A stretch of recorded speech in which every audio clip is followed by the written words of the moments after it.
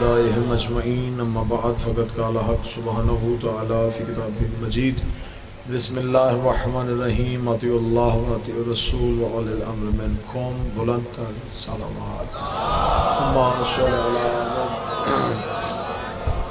دعا ہے میرا مالک بانیان کی یہ صفِ عزا بچھائی نبی کی طیبہ طاہرہ بیٹی اپنی بارگاہ میں قبول و منظور فرمائے۔ آپ جتنے بھی حاضرین شریک ہوئے ہیں میرا مالک ایک ایک قدم کے صدقے بے انتہا اجر عطا فرمائے۔ اس آج کے ذکر کے تمام فیض و برکات میرا مالک بانیان کے حاضرین کے مرحومین کے نام ایمان فرمائے۔ ہمارا خاتمہ بالخیر بالایمان فرمائے، خاتمہ بعقیدہ ولایت امیر فرمائے۔ میرا مالک وارث زمان کے ظہور میں تاجیل فرمائے۔ دعائیں قبولیت تک پہنچائیں۔ دروس اور حضرات مل کے بلند آواز سے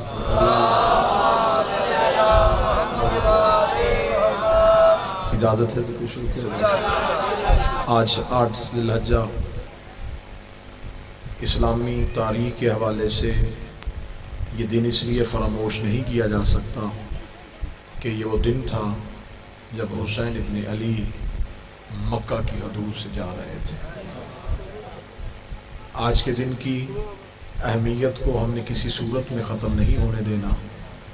ہم نے اسے صرف ایک مصائب کی روایت اور واقعہ سمجھ کے نہیں لینا، ہمیں یہ نتیجہ اخذ کرنا ہے آج کہ آخر حسین کے جانے کی وجہ کیا تھی۔ یہ عام انسان کا فیصلہ نہیں تھا، یہ اس دور کے امام کا فیصلہ تھا۔ عام انسانوں کے فیصلے زندگیاں بچانے کے لیے ہوتے ہیں، امام کا فیصلہ دین بچانے کے لیے ہوتا ہے۔ بہت بڑا ایک سوالیہ نشان ہے۔ اگر اس سوال کی گہرائی کو ہم سمجھیں تو ہم بہت سے لوگوں کو اسی سوال میں راہ ہدایت پہ لا سکتے ہیں۔ امام کوئی بھی کام دین بچانے کے علاوہ نہیں کرتا۔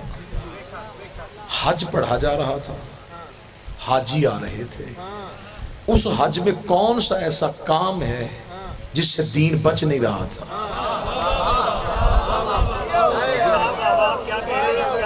آخر وجہ کیا تھی؟ محرکات کیا ہیں؟ اسباب کیا ہیں؟ حسین جا کیوں رہے تھے؟ 28 رجب کو امام حسین مدینہ سے نکلتے ہیں۔ مدینہ سے مکہ کو زیادہ فاصلہ نہیں ہے۔ امام حسین 3 شعبان یا 2 شعبان کو مکہ میں پہنچ جاتے ہیں۔ شعبان کا پورا مہینہ مکہ میں رہتے ہیں، رمضان پورا مکہ میں رہتے ہیں، شوال رہتے ہیں، ذیقعد رہتے ہیں، ذی الحج کی آج کے دن تک رہتے ہیں۔ جبکہ امام اپنے علم امامت کے ساتھ جانتے تھے کہ انہوں نے حج نہیں پڑھنا، تو جب حج پڑھنا نہیں تھا تو پھر مکے میں رکے کیوں تھے؟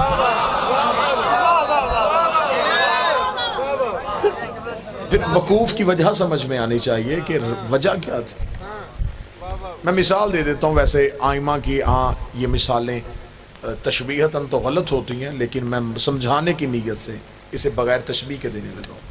میں مجلس کے لیے آ رہا ہوں، مجھے رستے میں پتہ چل جائے کہ مجلس ختم ہو چکی ہے، آخری ذاکر پڑھ چکے ہیں، ماتمداری ہو چکی ہے، میں جہاں تک پہنچا ہوں میں اس سفر کو وہیں روکوں گا اور وہاں سے واپس چلوں گا۔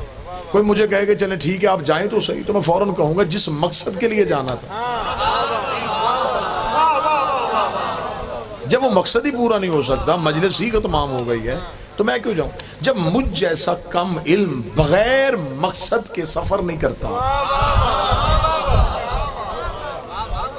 تو آخر حضرت امام حسین علیہ السلام نے جو سفر کیا ہے، پھر مکہ میں قیام کیا ہے، پھر مسلسل حج کا انتظار کیا ہے، تو پھر حج پڑھا کیوں نہیں؟ یہاں پر ایک جو المیہ ہے میری قوم کے ساتھ کہ کچھ چیزیں غلط العام ہو جاتی ہیں، پھر انہیں صحیح کرنے کی کوئی ضرورت محسوس نہیں کرتی۔ ایک چیز غلط ہو جاتی ہے نا، جب سے مشہور ہو جاتی ہے، پھر کوئی بندہ اسے ٹھیک ہی نہیں کرتا، وہ کہتے بس غلط ہے تو پھر غلط ہی چلنی چاہیے۔ اب یہاں پر ایک غلط العام ایک چیز جو ہے وہ بیان کی جاتی ہے۔ امام حسین علیہ السلام نے احرام توڑ دیے۔ یہ لفظ حسین کے شایان شان نہیں ہے۔ احرام توڑنا ایک عمل کبیح ہے جسے امام سرزد نہیں دے سکتے۔ احرام نہیں توڑے، حج کو عمرے میں تبدیل کر دیا۔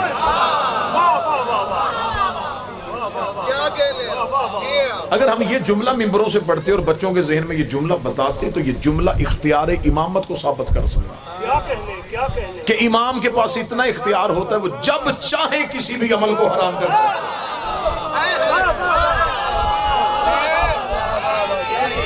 یہ اختیار امام، یہ امام کی طاقت ہے کہ امام جب چاہے کسی بھی واجب عمل کو روک سکتے ہیں۔ مثلا اس کی کئی مثالیں ہم اگر کوئی ہم سے دلائل مانگے گا تو دلائل کے انبار لگ سکتے ہیں کہ ایک شخص کو رسول نے حالت نماز میں آواز دی، اس نے کہا یا رسول اللہ، جب وہ واپس آیا تو رسول نے کہا میں نے آواز دی تو آیا کیوں نہیں؟ اس نے کہا میں نماز پڑھ رہا تھا۔ فرمایا تجھے نماز سکھائی کس نے تھی؟ تمہیں نماز کس نے سکھائی تھی؟ جس نے تمہیں بتائی تھی وہ تمہیں بلا رہا تھا۔ اس نے کہا یا رسول اللہ کیا کرنا چاہیے تھا؟ فرمایا حجت جب بھی بلائے جس بھی حالت میں ہو۔ مولا حسین آپ کو سلامت رکھے، میں سفر حسین شروع کرنے لگا ہوں، وقوف مکہ پڑھنے لگا ہوں۔ حجت جب بھی بلائے جس بھی حالت میں ہو، وہ فعل تم پہ حرام ہو جاتا ہے۔ نماز اللہ کی عبادت ہے، نیت کی تھی صرف اللہ کی عبادت کے لیے، این نماز کے موقع پہ امام کی آواز آ جائے۔ اگر میں اسی پہ دلائل دینا شروع کر دوں تو 1 گھنٹہ گزر جائے گا اسی بات کی دلیل پہ کہ حجت جب بلائے تو عمل حرام ہو جاتا ہے۔ جنگ صفین میں مولا امیر المومنین نے اپنے نوکر سے کہا جلدی کر، وضو کے لیے پانی لے کے آ۔ جلدی سے وضو کے لیے پانی لایا گیا مولا کی وضو کے لیے، مولا نے وضو کیا، مصلی بچھایا، ادھر سے جنگ کا طبل بچ گیا۔ وہ ابھی نوکر وضو کر رہا تھا مصلی پہ آنے کے لیے، نوکر نے یوں مصلی آگے کیا تو اس نے فوراً کہا جلدی کر، میرے گھوڑے سے میری تلوار کھینچ۔ اس کا تلوار کھینچ رہا ہے تو کیا نماز نہیں پڑھے گی؟ اس کو شرم نہیں آ رہی؟ نماز تو جنگ پہ جا رہی ہے،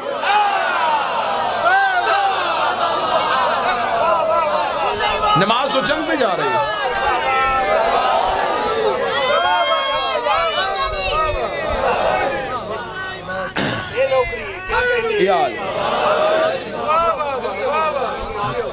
داد سے بے نیاز ہو کے مضمون سنانے لگا۔ امام حسین علیہ السلام نے جب کہہ دیا تھا کہ میں جا رہا ہوں، امام حسین کے جب حج سے نکل رہے تھے امت پہ حرام ہو گیا تھا وہاں رکنا، امت کا وہاں رکنا بنتا ہی نہیں تھا۔ اگر مکہ میں لوگ حسین کی صدا پہ لبیک کہہ دیتے اور سمجھ جاتے کہ امام کے بغیر حج نہیں ہوتا تو کربلا میں یہ صدا آنی نہیں تھی کہ جلدی قتل کرو نماز ادا کرنا۔ اہمیت بتا رہا ہوں۔ امام حسین علیہ السلام نے یہ کیوں کہا؟ اس کا غلط العام کو تصحیح کیجئے گا، احرام نہیں توڑے، حج کو عمرے میں توڑے۔ دوسری چیز ہے، جب امام حسین مکہ پہنچے تو مکہ حسین کا اصل وطن ہے، مدینہ یہ ہجرت کر کے گئے۔ امام حسین علیہ السلام کے آباء و اجداد کا تعلق مکہ سے تھا۔ امام حسین کا دودھیال والا گھر بھی مکہ میں تھا، ننہال والا گھر بھی، داد کے بھی مکہ کے تھے، نان کے بھی مکہ کے۔ امام حسین جب مکہ پہنچے ہیں تو اب حسین کے لیے 2 گھروں میں سے ایک کا انتخاب کرنا تھا، یا تو عبد المطلب والی حویلی کھولتے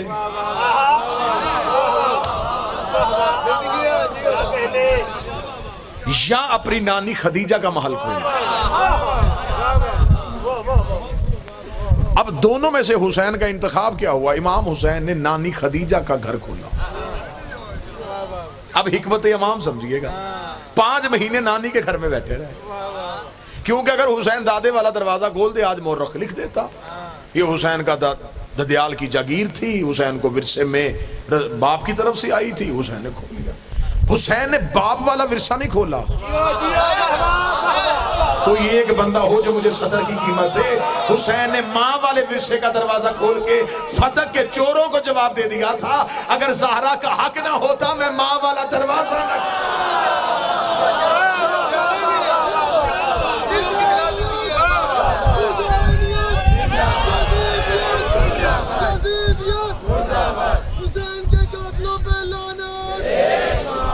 مسلسل امام حسین مکہ میں رہے ہیں اور مسلسل خطبات امام حسین جاری کرتے رہے ہیں۔ آج کسی بھی مولوی کو کہو کہ وہ مجھے قرآن کی حاشیے پہ لکھ کے دے جن حاجیوں نے حسین کو چھوڑ کے حج پڑھا، کیا ان کا حج ہو؟ امام حسین مسلسل اس گھر میں بیٹھے رہے۔ امام حسین نے حج کا انتظار کیوں کیا؟ اس دور میں ذرائع ابلاغ نہیں تھے۔ ایک قتل کی خبر 1 سال بعد دوسرے علاقے میں پہنچتی تھی۔ جہاں جہاں ذرائع ابلاغ یزیدیت نے یا دشمنان آل محمد نے اپنے قبضے میں کر لیے تھے، یہ ان لوگوں کو آل محمد سے دور کرنے کے لیے جھوٹی حدیثیں اور جھوٹی روایتیں پیش کر رہے تھے۔ میں ایک بڑی معلوماتی مجلس آپ کو سنا، یعنی کہ اتنا ذرائع ابلاغ پہ دشمنوں کا کنٹرول ہو گیا تھا کہ امیر المومنین مسجد کوفہ میں شہید ہوتے ہیں اور دور دراز کے رہنے والے مسلمان ایک دوسرے سے سوال کرتے ہیں کہ علی مسجد میں کیا لینے کے لیے گئے تھے؟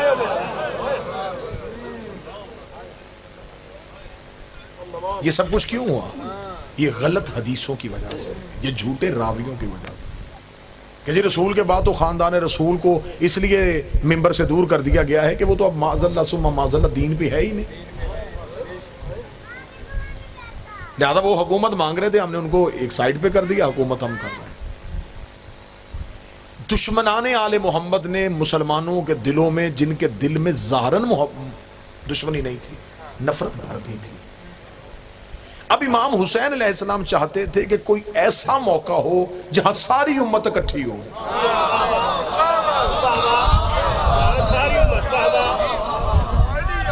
یہ موقع سوائے حج کے کوئی تھا ہی نہیں۔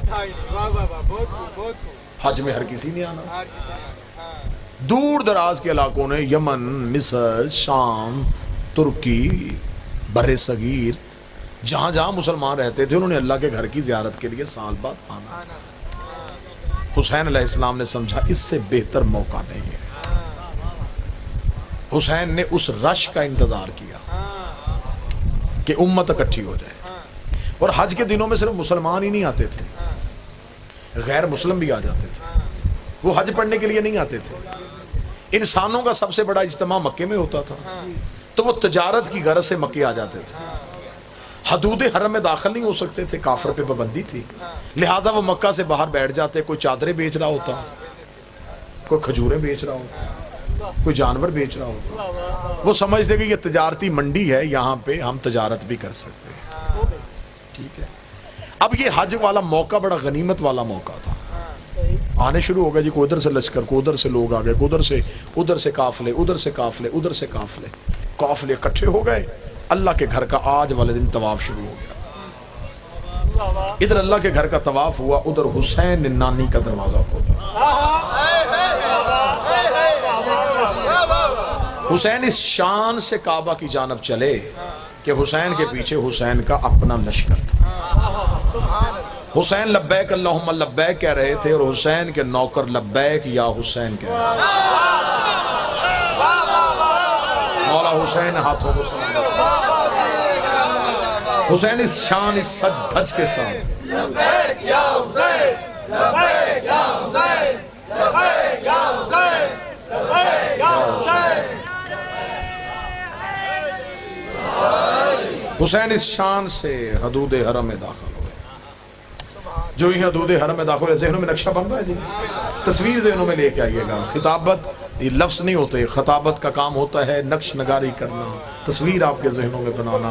امام حسین یوں گھر سے نکلے، حسین حدود حرم میں داخل ہوئے، حاجی طواف کی حالت میں تھے۔ حاجیوں نے آتا ہوا حسین دیکھا، ہر ایک نے پوچھا حسین آ رہے ہیں، حسین آ رہے ہیں، حسین آ رہے ہیں، حسین آ رہے ہیں، حسین آ رہے ہیں۔ حاجی کعبے کو دیکھ رہے تھے، کعبہ آتے ہوئے حسین کو دیکھ رہے تھے۔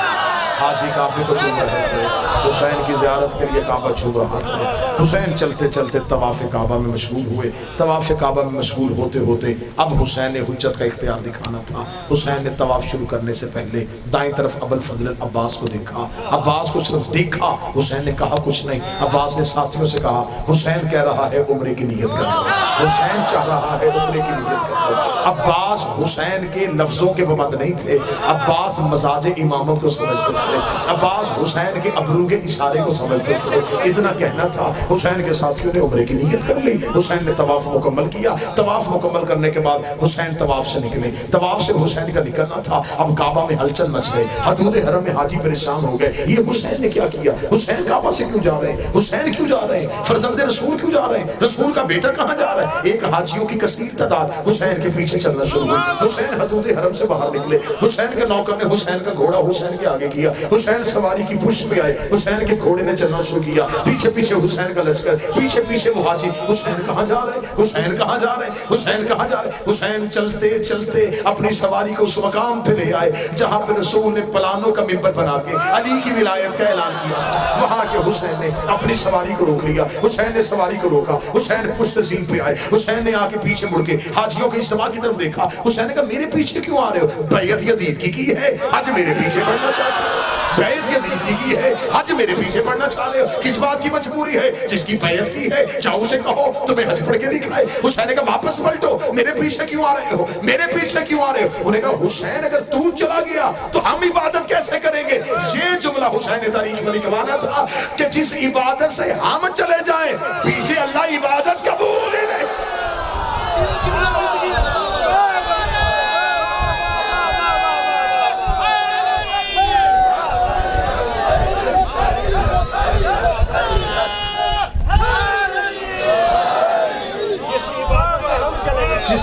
جس عبادت سے ہم نکل جائیں پیچھے سے وہ عبادت کس چیز؟ حسین حدود حرم سے نکل رہے. اب ایک منفی پراپیگنڈا جو حسین کے لیے وہاں پہ ہونا تھا وہ یہ تھا، دیکھا ہم نے کہا نہیں یہ اہل بیت ہر کام میں حکومت مانگتے.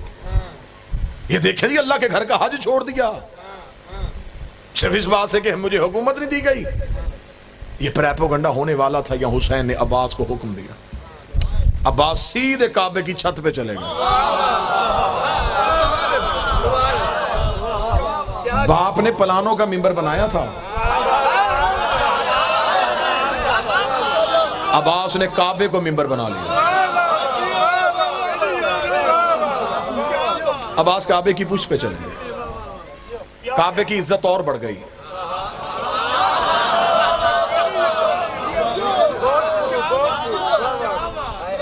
اچھا ہوتا ہے وہ گھر جس پہ علم ہو.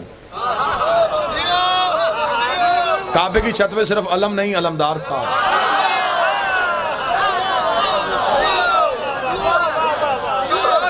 عباس کے آنے کی وجہ سے کعبہ سج گیا. عباس کعبے کی چھت پہ آ کے کھڑے. چھت پہ لفظ تبدیل کرتا ہوں. ملتان ایک بہت ادب سننے والی نگری ہے. عباس کا کعبے کی چھت پہ آنا تھا. کعبے کی چھت غازی کے تلوے چوم رہی تھی.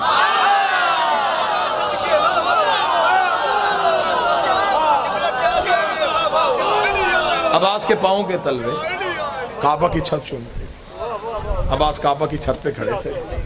حاجی طواف میں نقشہ بن جائے گا. لطف اتنا آئے گا رات تک ٹھنڈک محسوس ہوگی سینے میں. حاجی طواف میں درمیان میں کعبہ, چھت پہ عباس, دور حسین. دور حسین کھڑے عباس کو دیکھ رہے تھے. حسین کی کرسی لگ چکی تھی. حسین عباس کو دیکھ رہے تھے. حاجی کعبے کو دیکھ رہے تھے. کعبہ عباس کو دیکھ رہا تھا. عباس حسین کو دیکھ رہا تھا. ہاتھ نہیں اٹھے تو اگلی سطر کہتے جس کی جہاں عبادت ہو رہی تھی وہ کر رہا تھا. مولا حسین ان ہاتھوں کو سلامت رکھے. جس کی جہاں عبادت ہو رہی تھی وہ اپنی اپنی عبادت کر رہا تھا. یوں حاجی طواف کی حالت میں تھے. حاجی طواف کی حالت میں اور سخی عباس کعبہ کی چھت پہ. حسین نے آنکھ کا اشارہ دیا. آنکھ کا اشارہ دیکھنا تھا. عباس نے خطبہ شروع کیا. سخی عباس نے خطبہ شروع کیا تو آپ سمجھیں گے یہاں اتنے لوگ شور کر رہے ہوں, بول رہے ہوں, وہاں ایک بندہ بولے تو آواز کون سنے گا؟ کعبے کے طواف خاموش ہو کے نہیں ہوتا. کعبے کا طواف کرتے ہوئے آپ کو ایک تسبیح پڑھنی پڑتی ہے اور وہ اونچی آواز میں پڑھنی ہے. یہاں اونچی آواز میں تسبیح پڑھی جا رہی تھی اور عباس کعبے کی چھت پہ کھڑے تھے. کعبے کی چھت پہ کھڑے عباس نے خطبہ جاری کیا. اتنی خاموشی ہو گئی کہ دلوں کی دھڑکن کانوں میں سن رہے ہیں.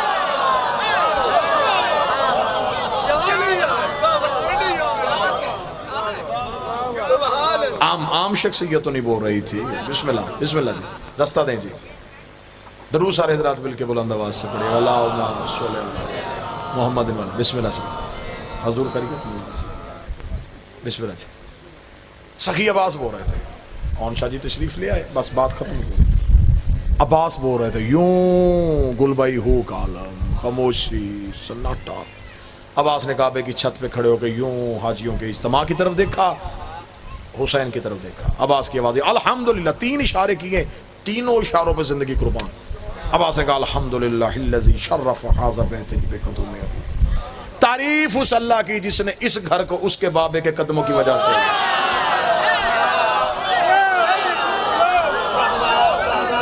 تعریف اس اللہ کی جس نے اس گھر کو اس کے بابا. لا الہ الا اللہ محمد رسول اللہ.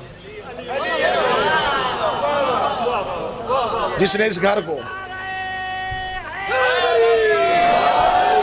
اس کے بابا کے قدموں کی وجہ سے. یہ کہنے کے بعد سخی عباس نے اب اپنا بتانا تھا کہ ہم کون ہیں جو ابھی یہ سازش ہو رہی تھی. حسین کعبے کو چھوڑ کے چلے گئے, حسین کعبے کو چھوڑ کے چلے گئے. عباس نے جلال میں کہا من کان بیت الامس اصبح قبلۃ. یہ صرف گھر تھا, اسے قبلہ ہم نے کیا.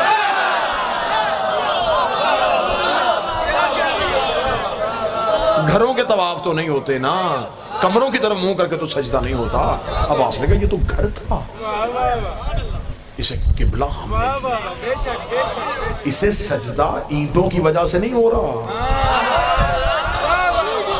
ہماری وجہ سے. اسے سجدہ اس کی وجہ سے نہیں ہو رہا, ہماری وجہ سے ہو رہا. اس کی نسبت ہمارے ساتھ. اگلی سطر بنتی ہی عباس کی تھی. میں پیر اون شاہ جی ہمیشہ سوچتا تھا کہ مولا عباس کا انتخاب کیوں کیا اس خطبے کے لیے. عباس کے لہجے میں علی والا روب تھا, جلال تھا عباس کے لہجے میں. اب عباس اس بات میں جلال میں تھے کہ یہ لوگ کہہ رہے ہیں کہ ہم نے حسین کو حج نہیں پڑھنے دیا. عباس نے یوں زمین کی طرف دیکھا, لفظ اتنا بڑا آ گیا ہے مجھے سطر پہ قیمت چاہیے. حسین نے دیکھا ہوا عباس کو, عباس کعبے کی چھت پہ. عباس نے حسین سے اشارہ لیا, اشارہ لینے کے بعد عباس نے رینگتے ہوئے حاجیوں کو دیکھا. میں چلتے ہوئے تو کہہ نہیں سکتا, میں کیسے کہوں چل رہے تھے. جو حسین کو چھوڑ دے پھر انسانیت کے ساتھ تعلق کیا ہے. حسین عباس نے یوں رینگتے ہوئے حاجیوں کو دیکھا. رینگتے ہوئے حاجیوں کو دیکھ کے عباس کی علم کی قسم ہے غازی کا یہ جملہ نہ ہوتا میں منبر پہ غلط پڑھوں, مجھے عباس معاف نہ کرے. عباس نے یوں رینگتے ہوئے حاجیوں کو دیکھا ایھا الکافرۃ والفاجرہ. او کافر ہو, اے فاجر ہو, اے کافر ہو, او فاجر ہو, کافر ہو, فاجر ہو. سخی عباس آپ کن سے کافر کہہ رہے ہیں؟ ان کے بدن پہ احرام ہے, ان کے چہرے پہ داڑیاں ہیں, یہ غسل کر کے آئے ہیں, یہ وضو کر کے آئے ہیں, یہ لبیک اللہم لبیک کہہ رہے ہیں, یہ تو اللہ کے گھر کا حج کرنے آئے ہیں, اور تو نے کعبے کی چھت پہ انہیں کافر کہہ دیا ہے. عباس کا کافر کہہ کے زمانے کو بتا دیا ہے جن کے دین سے حسین نکل جائے وہ اللہ کے گھر میں بھی کافر ہوتا.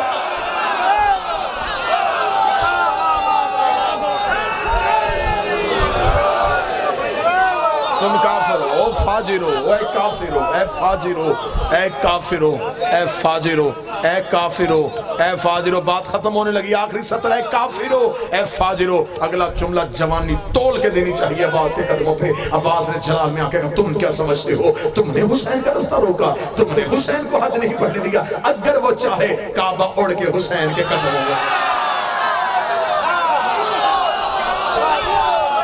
تم سمجھتے ہو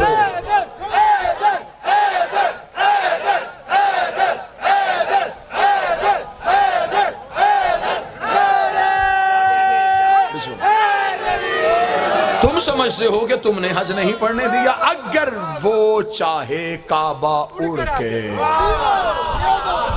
حسین کا طواف کرے.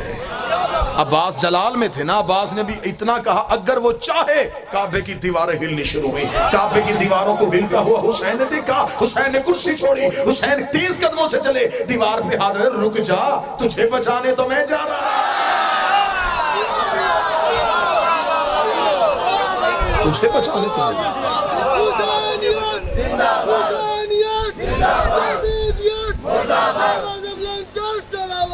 اللہم صلی علی محمد. اگلی سطر آج کے دن کی اگلی سطر سخی عباس کی. مولا عباس دے کے کہتے ہیں حجر اسود کو تم چومنے آئے ہو. حجر اسود میرے مولا کے ہاتھوں کو چومتا ہے. بڑا وسیع و بلی خطبہ. اگر حکم امام نہ ہوتا ہم تم پہ ایسے حملہ کر دیتے جیسے باز چڑیوں کے غول پہ آتا.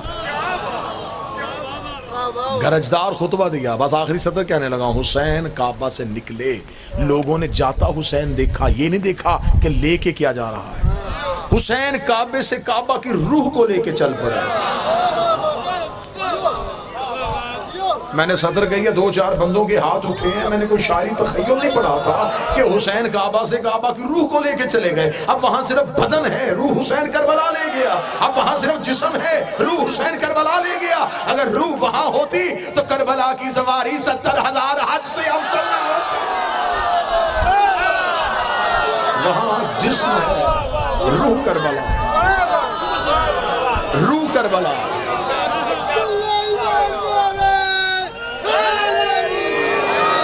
کعبہ بدن ہے، روح کربلا ہے.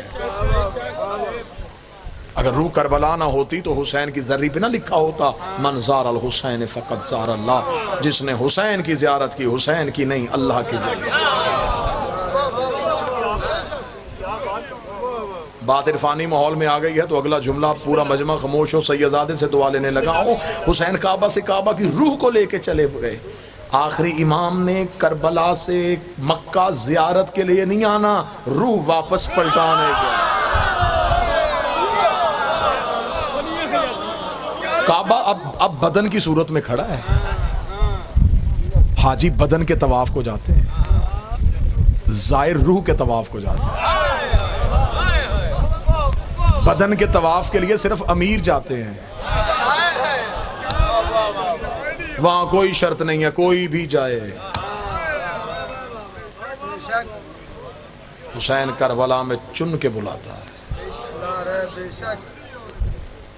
حسین حدود مکہ سے نکل رہے تھے اور روتے ہوئے کعبے کو حسین دیکھ رہے. کعبے کے غلاف سے لپٹ کے حسین نے ایک جملہ کہا، آج کے دن کا جملہ ہے. اس جملے پہ آج اتنا رو لینا، یہ آج کے دن کا جملہ ہے.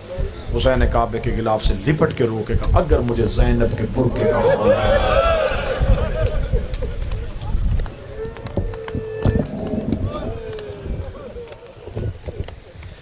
حسین نے یہ لفظ کہے.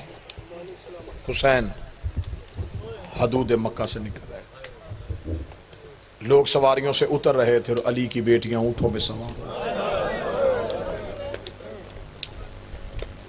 کعبہ اداس ہو گیا، کربلا بے چین ہو گئے. شہر کا مالک شہر سے جا رہا تھا، مسافر سے اس کا دوسرا وطن بھی چھڑوا دیا گیا. بڑا مشکل ہوتا ہے وہ شہر چھوڑنا جہاں اپنوں کی قبریں ہوں.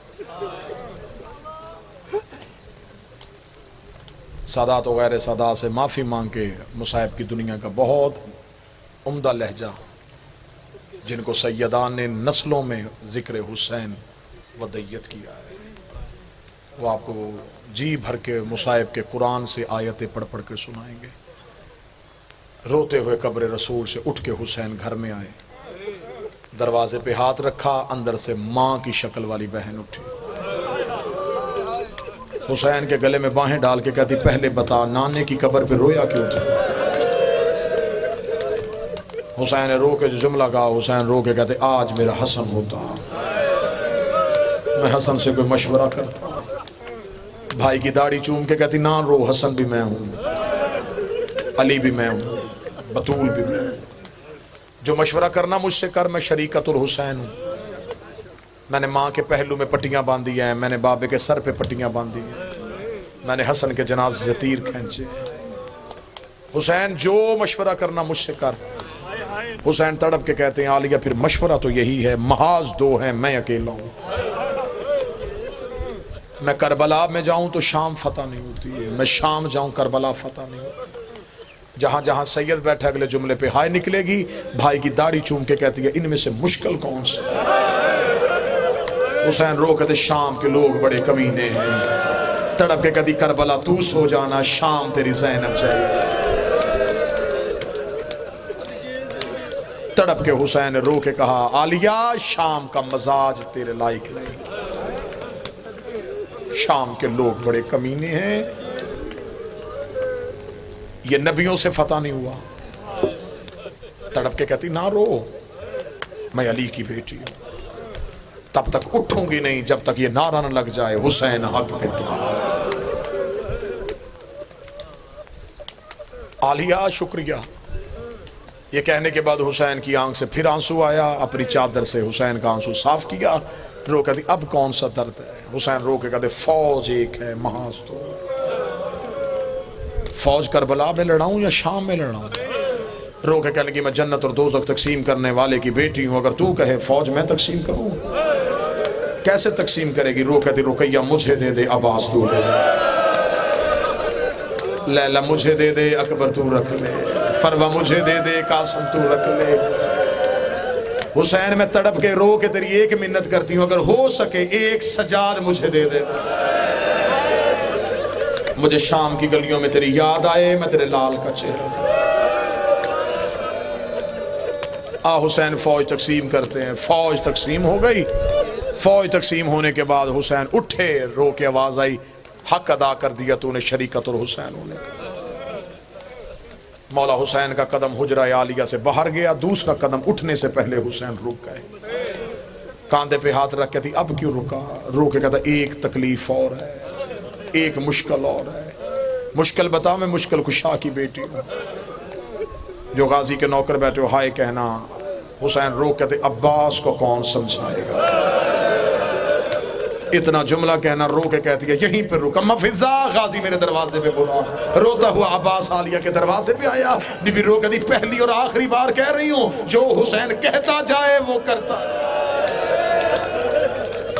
اتنا جملہ کہنا تھا، حسین کا دوسرا پاؤں حجرے سے باہر آیا، عباس نے سر سے امامہ اتارا، قدموں پہ رکھ کے کہتا میں نے انکار کب کیا تھا، تو نے بہن سے سفارش کیوں؟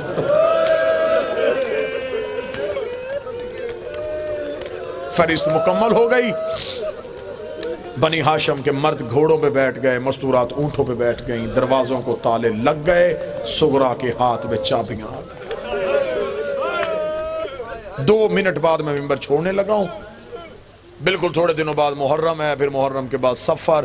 جتنی مجلسیں سنو گے تمہیں عالیہ کا اجڑنا سنایا جائے گا، تمہیں کوئی زینب کا شام میں جانا سنائے گا، کوئی کوفے میں جانا سنائے گا۔ یہ دن ہے، مجھ سے ایک لمحے کے لیے ایک جملہ سن لو، جب مدینے سے نکلی تو آباد کتنی تھی، مدینے سے کس حالت میں نکلی تھی، جب سب اونٹوں پہ سوار ہو گئے، گھوڑے سج گئے، مولا حسین کی آواز آئی عباس، ہر کوئی آ گیا؟ عباس کی آنکھیں نہیں بادل ہیں۔ عباس رو کے کہتے ہیں علی کی بیٹی نہیں آئی۔ حسین گھوڑا لے کے عالیہ کے حجرے کے باہر گئے، حجرے کے باہر جا کے گھوڑے سے اترے، حسین دروازے پہ جا کے ایسے رکے جیسے مدینے میں زہرا کے دروازے پہ رسول۔ حسین کی آواز ہے السلام علیکہ یا اہل بیت نبوہ و مادن الرسالہ، اے خاندان رسالت تجھے میرا سلام۔ مصلی سے علی کی بیٹی کی آواز ہے علیکہ السلام یا اخی، او میرا بھائی تجھے بہن کا سلام۔ اگلا سوال میں کرنے لگا ہوں، جہاں جہاں سید بیٹھے ہو ہائے کہنا۔ حسین کی آواز ہے زینب کہے تو قافلہ لے کے چلیں، زینب رو کے کہتی اگر تو کہے تو میں باہر آؤں۔ باہر آنے کا نام آنا تھا، حسین رو کہتا مجبوری نہ ہوتی، تیرا پاؤں بھی بازار میں نہ آنے دیتا۔ مجبوری بن گئی ہے، دین الہیہ بچانا ہے، ولایت بابے کی بچانی ہے، نبوت نانے کی بچانی ہے۔ رو کے کہتی تو نہ گھبرا، میں گھر سے باہر آ رہی ہوں۔ بی بی نے اپنے حجرے کا پردہ اٹھایا، سر سے لے کے پاؤں تک چادر تطہیر میں لپٹی ہوئی علی کی بیٹی حجرے سے باہر آئی۔ بی بی نے اپنا دائیں ہاتھ آگے کیا، اکبر نے بڑھ کے آگے پھوپھی کے ہاتھ میں ہاتھ رکھا، بی بی نے سورہ مزمل کی تلاوت شروع کی۔ ادھر سے بی بی کا بائیں ہاتھ آیا، ادھر سے حسن کا قاسم دوڑ کے آیا، بی بی کا دوسرا قدم صحن پہ آیا تھا۔ اونو محمد نے سروں سے امامے اتارے، ماں کے قدموں کے نشان مٹانے شروع کیے۔ آگے آگے علموں والا عباس تھا، سر سے امامہ اتار گیا۔ الحجاب الحجاب الحجاب، پروازیں بند کرو۔ علی کی بیٹی گھر سے باہر آ گئی، محمد کی بیٹیاں گھر سے باہر آ گئی۔ ابھی زہرا کی حویلی کا دروازہ نہیں آیا۔ زینب رو کے کہتی ہے حسین کتنا چلنا ہے، میں تھک گئی ہوں۔ آواز آئی ابھی تھک گئی، شام کے بازار، کوفے کی گلیاں، شرابیوں کے مجمع۔